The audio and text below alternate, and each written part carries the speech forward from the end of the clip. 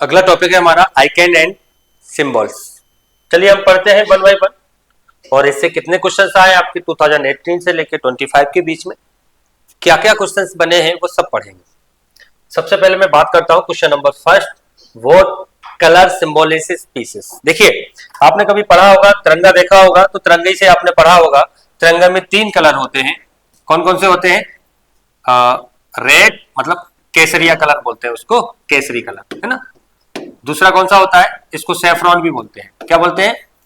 शेफ्रॉन ना। दूसरा कलर कौन सा है? व्हाइट।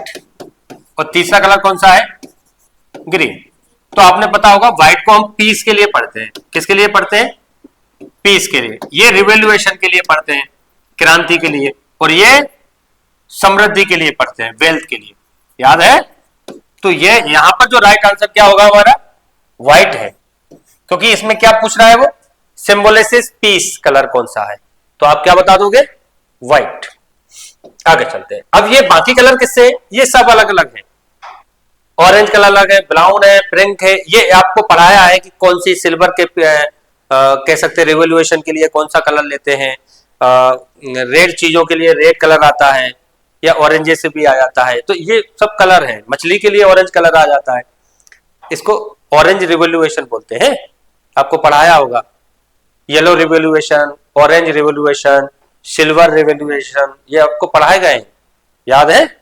मांस और टमाटर के लिए रेड रिवोल्यूशन बोला जाता है। तो ये उससे रिलेटेड है। कलर भी भाई आपको जीके पढ़ाती है। चलिए अगला क्वेश्चन है, the national emblems of India adopted which lion capital of Ashoka symbol is. क्या है इसका मतलब?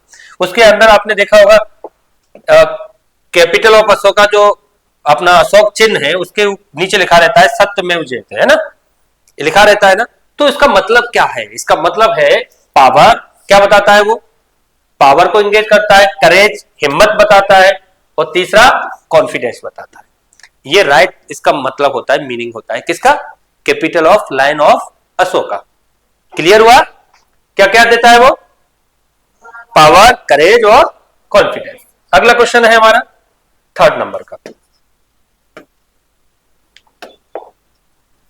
चलिए, the word Satyameva Jayate in the state emblems of Indian word taken from. कहां से लिया गया है ये शब्द? कहां से आया?